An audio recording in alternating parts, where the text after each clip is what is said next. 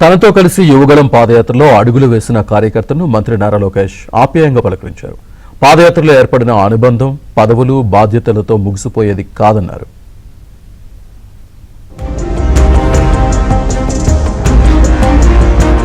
యువగళం పాదయాత్రలో తన వెంట నడిచిన కార్యకర్తలను ఎప్పటికీ మర్చిపోనని మంత్రి నారా లోకేష్ అన్నారు.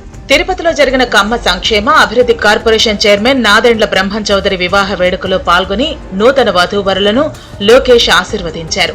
కార్యక్రమంలో యువగళ బృంద సభ్యులను ఆప్యాయంగా పలకరించిన లోకేష్ పాదయాత్ర నాటి జ్ఞాపకాలను గుర్తు చేసుకున్నారు.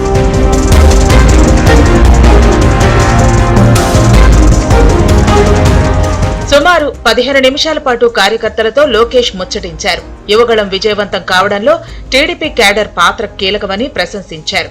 జగన్ హయాంలో ఎదురైన అణిచివేతలు, ఇబ్బందులను ధైర్యంగా ఎదుర్కొని పాదయాత్రను విజయవంతం చేసిన ప్రతి కార్యకర్తకు కృతజ్ఞతలు తెలిపారు.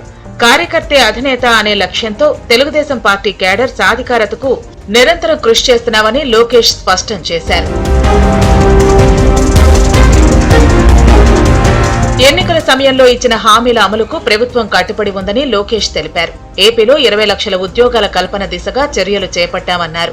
ఉద్యోగాల భర్తీ ప్రక్రియలో భాగంగా జాబ్ క్యాలెండర్ విడుదల, ఉపాధ్యాయ పోస్టుల భర్తీ, కానిస్టేబుల్ నియామకాలు వంటి అంశాల్లో ప్రభుత్వం ముందుకు సాగుతోందని లోకేష్ వివరించారు. యువతకు ఉపాధి అవకాశాలు కల్పించడమే ప్రభుత్వ ప్రధాన లక్ష్యమని చెప్పారు.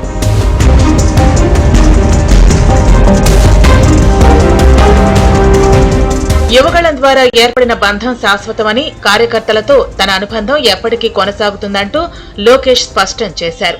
మంత్రి లోకేష్ వ్యాఖ్యలు టీడీపీ శ్రేణుల్లో ఉత్సాహాన్ని నింపగా యువగళం పాదయాత్రతో ఏర్పడిన అనుబంధాన్ని గుర్తు చేసుకుంటూ కార్యకర్తలు హర్షం వ్యక్తం చేశారు.